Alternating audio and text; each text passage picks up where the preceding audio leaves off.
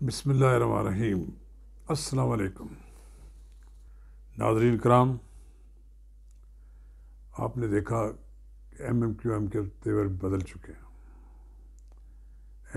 M Q M ایک بار پھر اسی مقام پر جا کر کھڑی ہو گئی ہے جہاں اس نے وفاقی حکومت کو بلیک میل کرنے کے لیے اپنے ارکان کے استعفے طلب کر لیے۔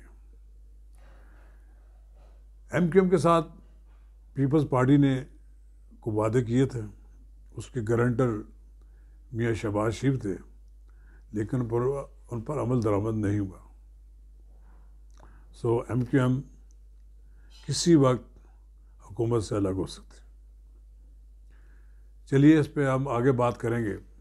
ناظرین کرام، اگر آپ نے میرا یوٹیوب چینل نواز رضا کے ساتھ اب تک سبسکرائب نہیں کیا تو برائے کرم اسے سبسکرائب کریں، لائک کریں اور اب آپ کے ساتھ شیئر کریں، اور آئی کان کا وہ بٹن دبانا نہ بھولیے کہ جب ہم ویڈیو لوڈ کریں تو سب سے پہلے آپ کو اطلاع ملے۔ آپ کے سامنے تھا کہ ایم کیو ایم بکھری ہوئی تھی، 3 گروپوں میں منقسم تھی۔ یہ اچانک کسی غیر مرئی قوت نے ان کو اکٹھا ہونے کا دست دیا، پھر دیکھتے ہی دیکھتے تینوں گروپ اپنے بامی اختلافات ختم کر کے اکٹھے ہو گئے۔ لیڈرشپ کے جھگڑے تھے، پتہ نہیں ان کے الطاف حسین صاحب سے کتنے تعلقات ہیں، لیکن ہیں تو ان کے نام کے الیکشن لڑنے والے 3 گروپ ہیں۔ بظاہر تو وہ یہ آپ عمران اپنا الطاف حسین سے کوئی رابطہ نہیں بتاتے، لیکن ووٹ بینک تو الطاف حسین کا ہے۔ لیکن یہ پچھلے جب الیکشن ہوئے تو اس میں ایم کیو ایم کے ووٹ بینک پہ نمایاں کمی نظر آئی۔ پھر آنکھیں کھلی ایم کیو ایم کی کہ ہمارے منقسم ہونے سے، اب دیکھیں ان کے منقسم ہونے سے ایم کیو ایم کا ووٹ بینک کم ہو گیا۔ کہاں فاروق ستار ہزاروں ووٹ، لاکھوں ووٹ لگنے والے تھے، جب انہوں نے انڈیپینڈنٹ الیکشن لڑا تو چند ہزار ووٹ لے کر اپنی ضمانت ضبط کرا دی۔ پھر اب انہوں نے اپنے تمام ارکان سے کہا کہ استعفے دے دو۔ سر دست تو وہ انہوں نے شامل جو ہیں، انہوں نے استعفے جو لگ نہیں ہوئے، لیکن ان کی طرف سے کہا گیا ہے کہ ہم کسی وقت بھی حکومت سے الگ ہو سکتے ہیں۔ آصف علی زرداری اور فضل الرحمان نے ان سے رابطہ قائم کیا ہے، ممکن ہے یہ فی الحال ڈیلے ہو جائے، اور پھر ممکن یہ بھی ہے کہ آصف علی زرداری ان کے جو مطالبات مانے ہوئے تھے ان پہ عمل درآمد کرانے کی بھی یقین دہانی کرا دیں۔ ایم کیو ایم کو سب سے بڑی ناراضی تو اس بات سے ہے کہ یہ جو بلدیاتی انتخابات ہو رہے ہیں ان کی منشا اور ان کی موقف کو نظر انداز کر کے الیکشن کمیشن نے بلدیاتی الیکشن کرانے کا اعلان کر دیا۔ 15 جنوری کو ہر قیمت پہ انہوں نے کہا کہ الیکشن ہو گیا۔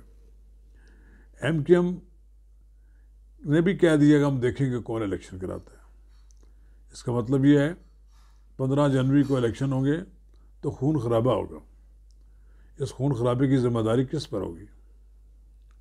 کیا الیکشن کمیشن پر ہوگی، کیا حکومت پر ہوگی، یا ایم کیو ایم پر خود ہوگی؟ بہرحال ایک ایسا مرحلہ نظر آ رہا ہے، جماعت اسلامی اور ایم کیو ایم چاہتی تھی کہ الیکشن ہو، اور وہ پی ٹی آئی بھی چاہتی ہے کہ الیکشن ہو جائے، لیکن 2 جماعتوں کا خیال رہا ہے کہ اس کے علاوہ رکاوٹ تھی۔ پیپلز پارٹی بھی نہیں چاہتی تھی، اور دوسرا یہ جو جماعت ہے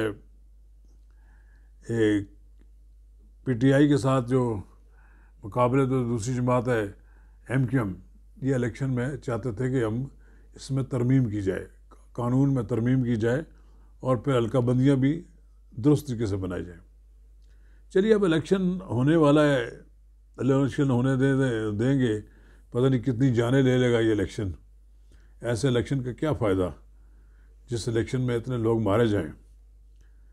ہاں یہ بات تو درست ہے، ایم کیو ایم اگر چاہے کہ الیکشن یہاں نہ ہو تو پھر الیکشن نہیں ہونے دیں گے۔ وہ ایک بار ہنگامہ کسی جگہ کھڑا ہوا تو پھر پورا کراچی بند ہو جائے گا۔